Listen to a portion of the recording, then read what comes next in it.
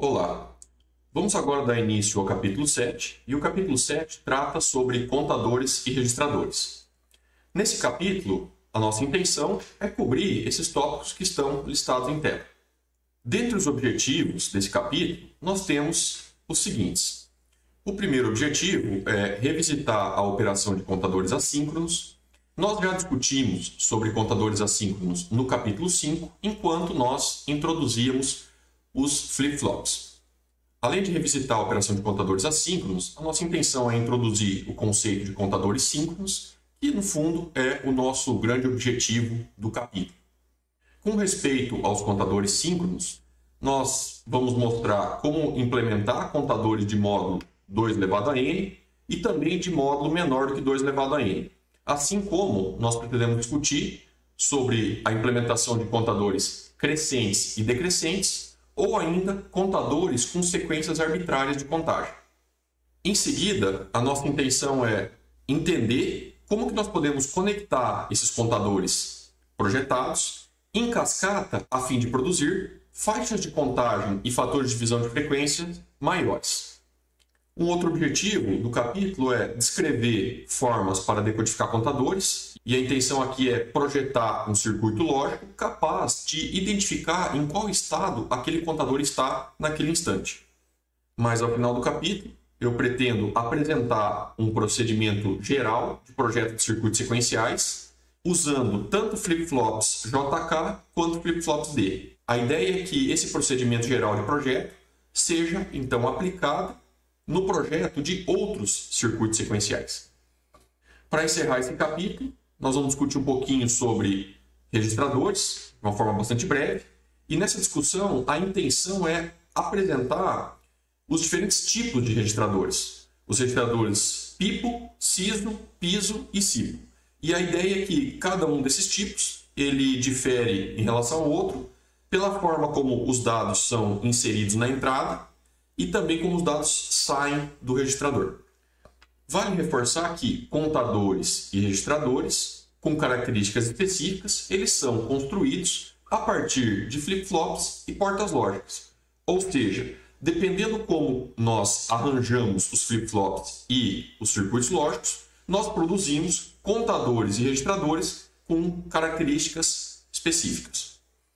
A primeira parte do capítulo foca em contadores e vocês vão perceber que essa discussão sobre contadores ela cobre praticamente 90% do capítulo.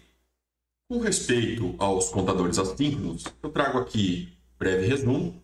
E a ideia é que os contadores assíncronos eles são implementados ou construídos dessa forma indicada aqui, onde os diferentes flip-flops eles são colocados em cascata e o sinal de clock é aplicado apenas no primeiro flip-flop desse arranjo.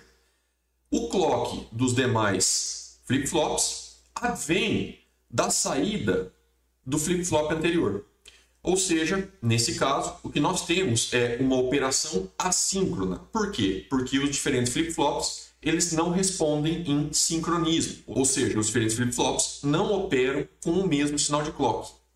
Com respeito à operação de contadores assíncronos, de modo 2 elevado a n, é importante destacar que o put clock é aplicado apenas no primeiro, a saída do flip-flop A serve como entrada de clock do flip-flop B, a saída do flip-flop B serve como entrada de clock do flip-flop C, a saída do flip-flop C serve como entrada de clock do flip-flop D, e assim sucessivamente.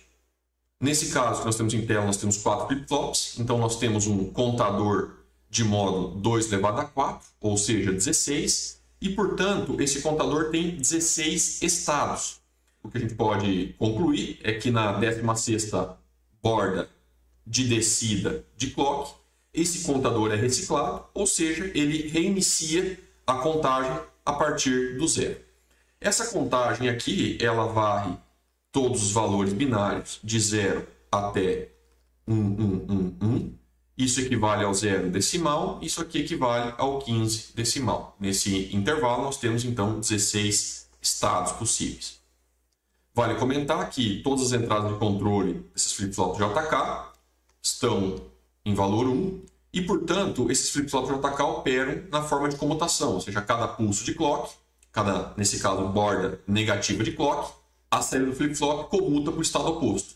Nessa configuração, nós poderíamos simplesmente trocar isso aqui por flip-flop do tipo T, e a entrada de todos os flip-flops do tipo T também seria 1. Portanto, em um contador assíncrono ou contador ondulante, os flip-flops eles não mudam de estado com o mesmo pulso de clock, ou seja, eles não mudam de estado em sincronismo. E esses contadores assíncronos eles podem ser construídos tanto com flip-flop JK quanto com flip-flops T, como nós comentamos. Nesse slide eu trago o diagrama de tempo, ilustrando qual o comportamento da saída desses diferentes flip-flops. Então o que nós temos aqui é um contador, módulo 16, porque nós temos 4 flip-flops. A saída desse contador é A, B, C e D.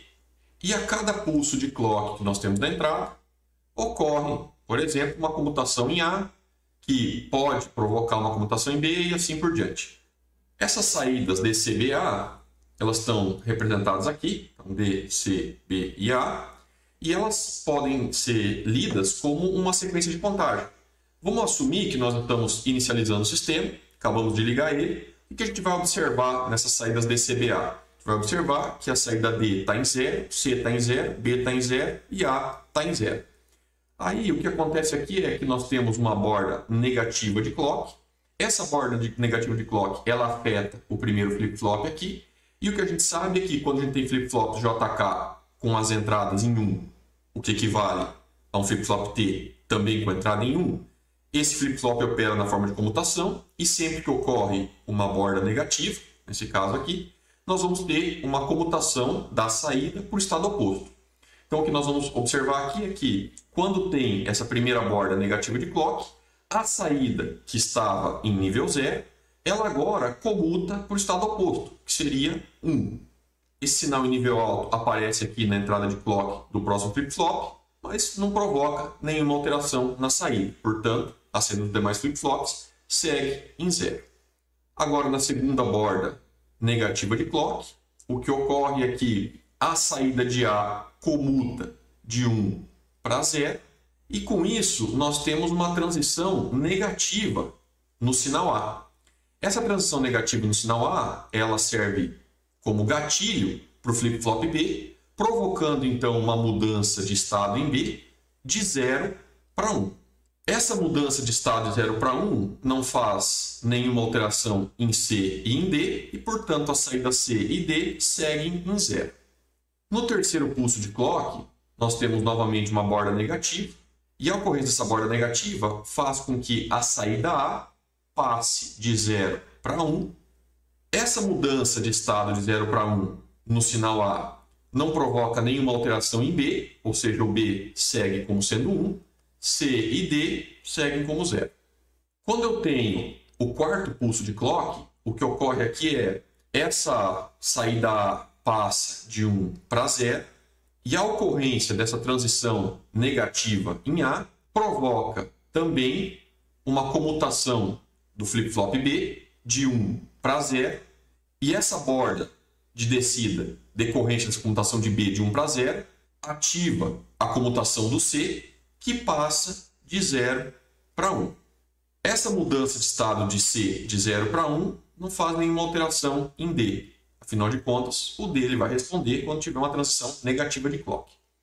E assim, nós poderíamos ir percorrendo esses diferentes pulsos de clock até chegar aqui no pulso de clock número 15. Quando a gente chega no pulso de clock número 15, o que a gente percebe é que nós estamos, então, no estado 1, 1, 1, 1. E com a ocorrência da borda de transição negativa do pulso de clock 16, ocorre uma comutação de A de 1 para 0. Essa comutação de 1 para 0 produz uma borda negativa que provoca a comutação de B de 1 para 0.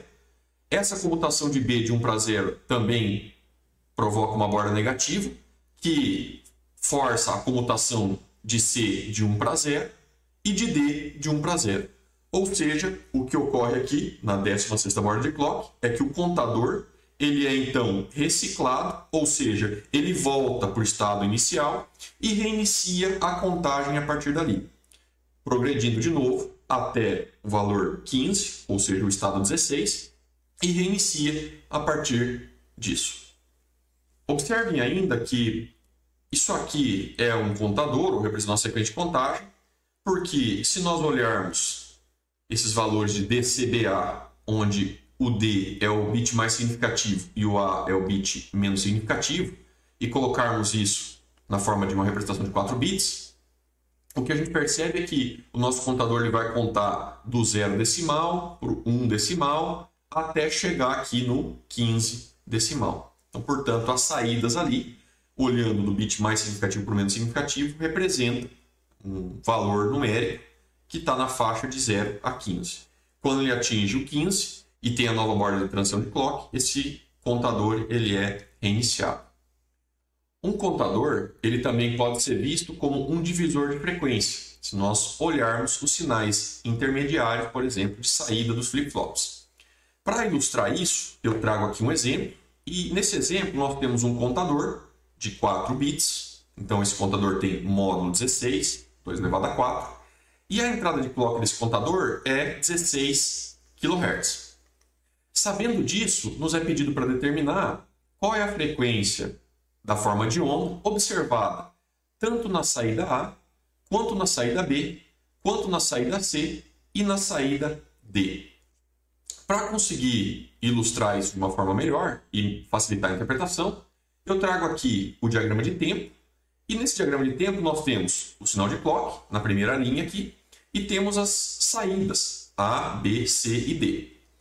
A partir desse diagrama de tempo, a gente percebe que esse contador então, ele é inicializado em 0, e na primeira borda negativa de clock, o sinal de A comuta para 1. O B segue em 0, C segue em 0 e o D segue em 0. E o que a gente percebe aqui é que na segunda borda negativa de clock, essa saída A comuta de 1 para 0. Isso faz com que a saída B comute para 1, C fica em 0 e D fica em 0. E assim a gente pode ir olhando como que o contador percorre os diferentes valores ou os diferentes estados. Uma vez que a gente entendeu como o contador funciona, vamos agora observar o que ocorre quando a gente compara o sinal de clock com o sinal observado na saída A, B, C e D.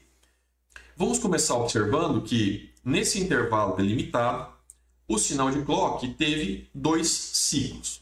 Ou seja, nós tivemos 2 pulsos completos aqui de clock. E aí, olhando o sinal A, o que a gente observa é que, nesse mesmo intervalo, nós tivemos apenas um ciclo de clock. Ou seja, comparando o sinal de clock com o sinal observado na saída A, nós percebemos que a frequência do sinal da saída A é a metade em relação ao sinal de clock. Ou seja, a frequência de A seria 16 kHz sobre 2, ou seja, 8 kHz. Eu vou limpar aqui o slide só para facilitar a nossa visualização. Vamos agora fazer a mesma análise para o B.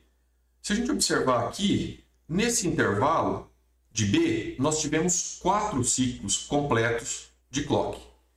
E olhando para o sinal B, o que a gente percebe é que nesse mesmo intervalo aqui, nós tivemos apenas um ciclo completo de clock.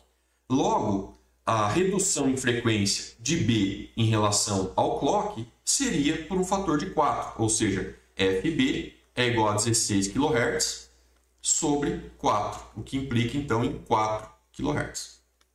Comparando agora o clock com o C, o que a gente percebe é que dentro desse intervalo nós tivemos aqui 8 ciclos completos de clock, enquanto que na saída C nós tivemos apenas um ciclo.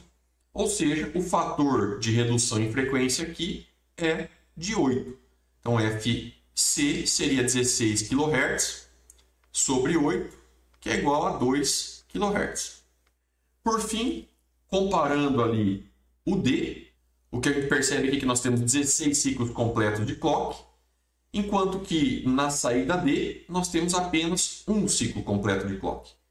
Com isso, a gente conclui então que o FD seria 16 kHz sobre 16, que resulta em 1 kHz.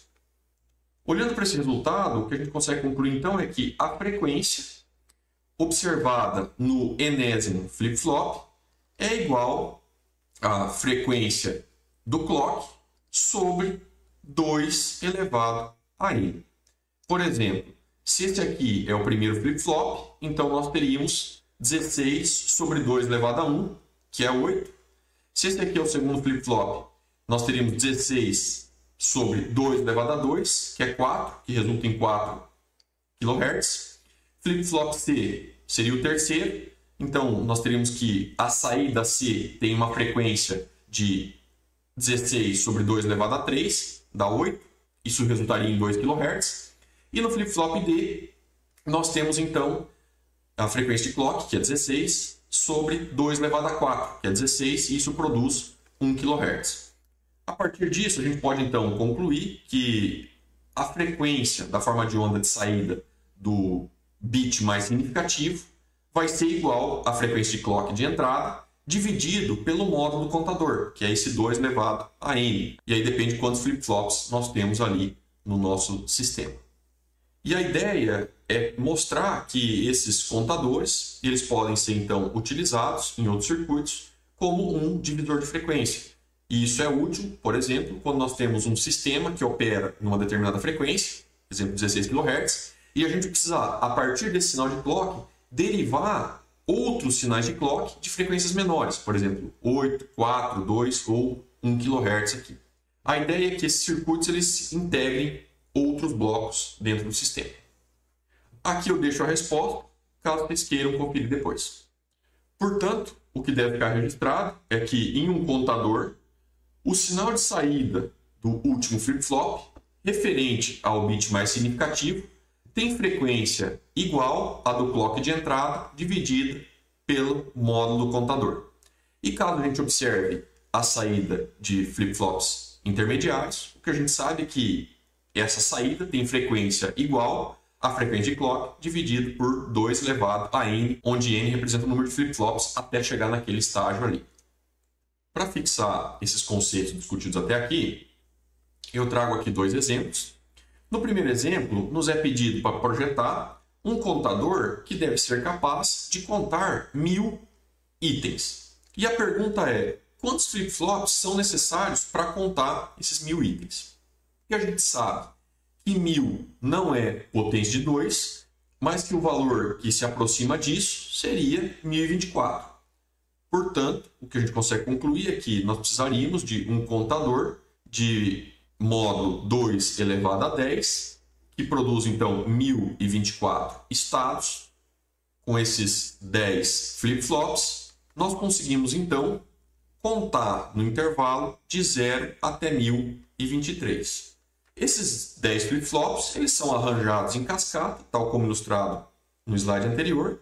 E para limitar esse contador até 1000, bastaria incluir um circuito lógico que faz o reset desse contador. Uma vez que ele atinge 1000, faz o reset dos flip-flops e volta a contagem a partir do zero. Portanto, fica claro aqui que nós precisamos de 10 flip-flops para esse projeto.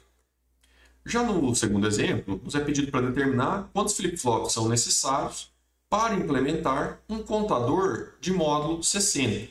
A ideia é utilizar esse contador, por exemplo, na construção de um relógio para contar segundos e minutos. O que a gente sabe? Que 60 não é potência de 2, mas o valor que se aproxima disso seria 2 elevado a 6, que produz 64 estados ou valores possíveis. Portanto, o que a gente consegue afirmar é que nós precisaríamos de 6 flip-flops, tanto faz se é flip-flop JK ou T, ambos vão ser arranjados praticamente no mesmo formato. E com esses 6 flip-flops, nós somos capazes de contar de 0 até 63. Resta assim implementar um circuito que faça a reciclagem do contador, ou seja, reinicialize o contador, quando esse contador atingir 60. Atingiu 60, ele recicla e começa a contagem a partir do zero. E isso se resume a incluir um circuitinho ali que vai resetar os flip-flops. Portanto, no primeiro exemplo, nós precisamos de 10 flip-flops para produzir um contador capaz de contar 1000 itens. E no segundo exemplo, nós precisamos de 6 flip-flops para produzir um contador capaz de contar até 60. Aqui eu deixo as respostas, caso vocês queiram conferir depois. Embora o projeto de contadores assíncronos seja bem simples e se resume a conectar uma entrada de clock no flip-flop referente ao bit menos significativo e a saída dele à entrada do clock do próximo estágio e assim sucessivamente, esses tipos de contadores têm uma importante desvantagem. E esse problema é decorrente justamente do fato de que o flip-flop subsequente é disparado pela transição de saída do flip-flop precedente. E como que isso se dá? Isso se dá devido ao fato de que cada flip-flop tem um tempo de resposta, ou seja, existe um atraso de propagação inerente a cada flip-flop desses. Esse atraso de propagação, representado por TPD, ele varia de 5 a 20 nanosegundos e ele pode ser problemático, especialmente conforme o número de flip-flops aumenta. E isso implica que o flip-flop A ele vai responder com um atraso de 5 a 20 nanosegundos. O flip-flop B ele também vai responder com um atraso de 5 a 20 nanosegundos, decorrente dele, mais o atraso que levou para o flip-flop A responder. O flip-flop C ele vai responder com um atraso de 5 a 20 nanosegundos, referente a ele próprio, mais o atraso do flip-flop B, mais o atraso do flip-flop A. O flip-flop D ele vai responder com um atraso de 5 a 20 nanosegundos, inerente a ele, mais o atraso do flip-flop C, do B e do A. Portanto, o que a gente percebe aqui é que conforme o número de bits aumenta, ou seja, conforme o módulo do contador aumenta, esse atraso de propagação lá no último flip-flop ele vai se acumulando. E isso pode ser problemático, especialmente em sistemas de alta velocidade. Para ilustrar esse problema do atraso de propagação em contadores assíncronos, eu trago aqui um diagrama de tempo e a partir desse diagrama de tempo a gente pode discutir e visualizar melhor o que está acontecendo. Então, o que nós temos aqui na primeira linha? O sinal de clock. O período desse ciclo de clock é de 1000 nanosegundos.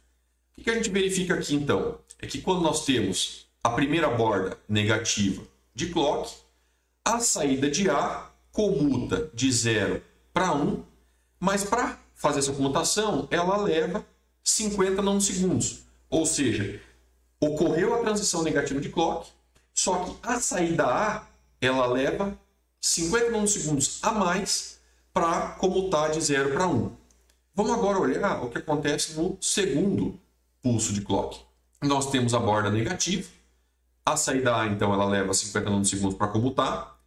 E aí, quando ocorre essa borda negativa, ou seja, quando a saída A comuta de 1 para 0, esse sinal ele serve de entrada de clock para B, provocando a comutação da saída B, de 0 para 1. Esta comutação ela leva 100 nanosegundos para acontecer. Esses 100 nanosegundos são referentes 50 nanosegundos à comutação de A e 50 nanosegundos referente à comutação do próprio B, ou seja, o tempo de resposta do próprio flip-flop B. Conforme a gente vai avançando aqui, o que a gente verifica? Que no terceiro pulso ocorre a comutação, no quarto pulso aqui, nós temos então uma borda negativa. Essa borda negativa provoca a comutação de A de 1 para 0. Essa borda negativa aqui, de 1 para 0, força a comutação do B, também de 1 para 0. Observem que o B ele comuta um pouco depois da borda de descida do clock. Por quê? Por causa do atraso de comutação do A. Quando o B comuta, ele provoca a comutação do C de 0 para 1. E observem que a comutação do C ela ocorre 150 nanosegundos depois da borda negativa aqui do quarto pulso. Ou seja, a saída C ela tem um atraso de propagação de 150 nanosegundos inerente aos 3 flip-flops que estão envolvidos. Ao flip-flop envolvido na saída A, na saída B e na saída C. Ou seja, esse atraso ele vai se acumulando conforme a gente vai colocando mais estágios nesse nosso contador assíncrono. Obviamente que nesse caso nós temos em tela, como o período do clock ele é muito grande comparativamente ao atraso de propagação de cada flip-flop, isso acaba não afetando significativamente o nosso circuito e, portanto, o circuito ele funciona corretamente. A questão agora é, e o que ocorre se nós pegarmos aquele período de clock e reduzirmos ele significativamente. Esse problema ele é ilustrado aqui, e observem que, nesse caso agora, nós estamos tratando de um período de clock de 100 nanosegundos, ou seja, muito menor do que o que nós tínhamos anteriormente. O que a gente verifica, então? Na primeira borda de descida, ocorre a comutação de A de 0 para 1, só que essa comutação ela ocorre 50 nanosegundos após a borda de descida do clock, porque o flip-flop leva 50 nanosegundos para responder. Aí nós temos uma nova borda negativa aqui. Essa borda negativa ela implicaria na comutação do A de 1 para 0. Isso efetivamente ocorre, só que essa comutação ela ocorre novamente 50 nanosegundos após a transição negativa da borda de clock ali do pulso 2. Observe ainda o seguinte, que quando ocorre essa transição negativa aqui em A, essa saída A provoca a comutação do flip-flop B, que passa de 0 para 1. Só que entre essa borda de descida e a alteração da saída do flip-flop B, nós temos um atraso de propagação inerente ao flip-flop, que seria de 50 nanosegundos.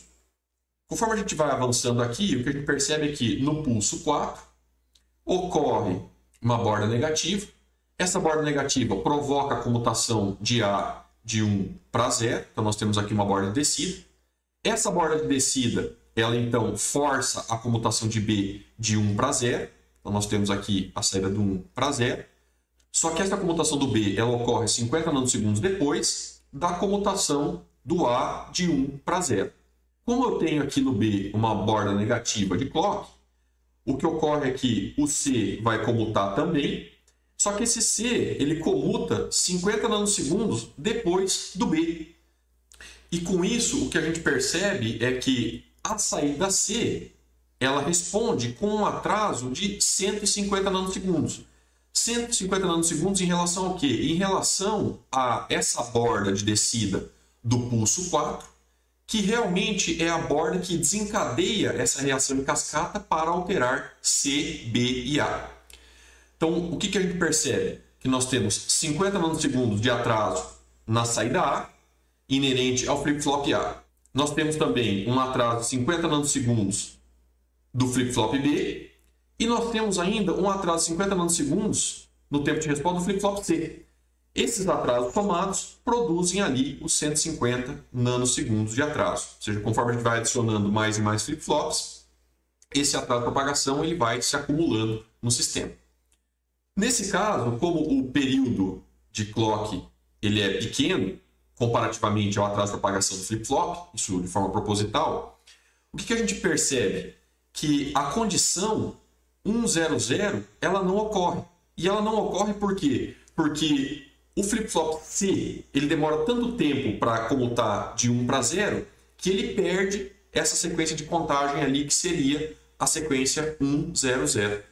Por quê? Porque quando ele assume valor 1, já ocorreu uma nova comutação aqui em A.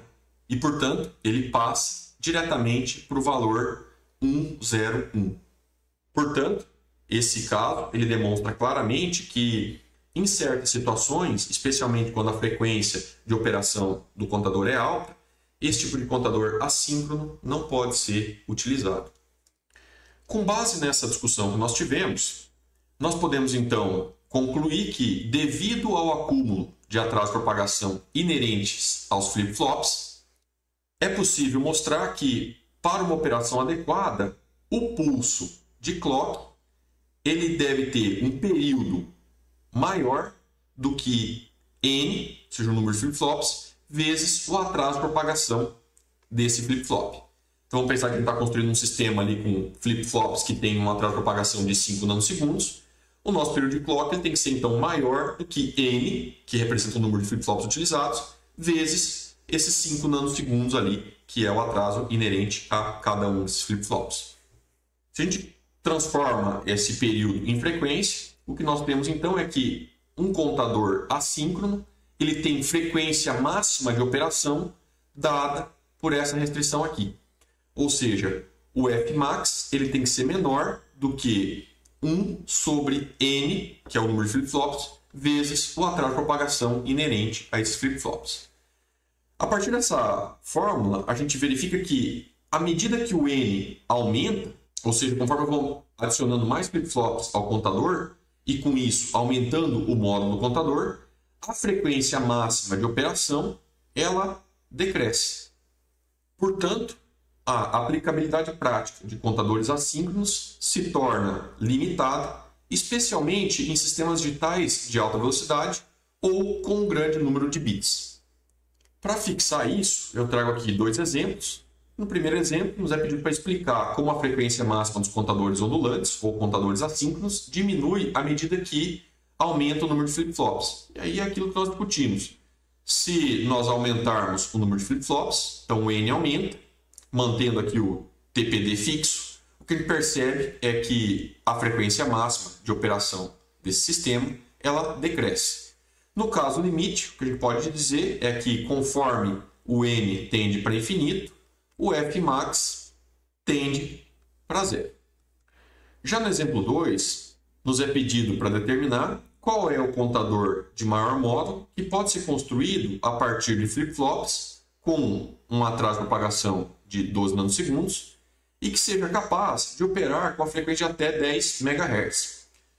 A partir dessa fórmula aqui, o que a gente pode concluir é que o n ele tem que ser menor do que 1 sobre Fmax vezes TPD. Ou seja, o número de flip-flops ele tem que ser menor do que 1 sobre 10 MHz vezes 12 nanosegundos. E isso implica em 8,33. Como não existe 0,33 flip-flops, vamos aproximar isso para o menor número, então 8. E, portanto, o que nós teríamos seria um contador de módulo 2 elevado a 8, como sendo o limite para essa restrição dada aqui em projeto. E com isso, a gente conclui então que o módulo do contador ele pode ser 256. Nesse slide, eu deixo as respostas, caso vocês queiram conferir depois. Para fechar essa discussão sobre contadores assíncronos, eu trago aqui a seguinte afirmação. Restrições de tempo estão se tornando cada vez mais críticas em sistemas digitais de alta velocidade, inviabilizando assim o uso de determinadas abordagens ou soluções. E como que essa afirmação está atrelada aos nossos contadores? Já percebeu que conforme aumenta o número de bits, esse atraso de propagação começa a se acumular e, portanto, o uso dessa abordagem em um sistema de alta velocidade se torna limitada ou inviável. E com isso, nós temos então que encontrar novas soluções, ou seja, projetar outros tipos de contadores que não sofram com esse problema do atraso de propagação.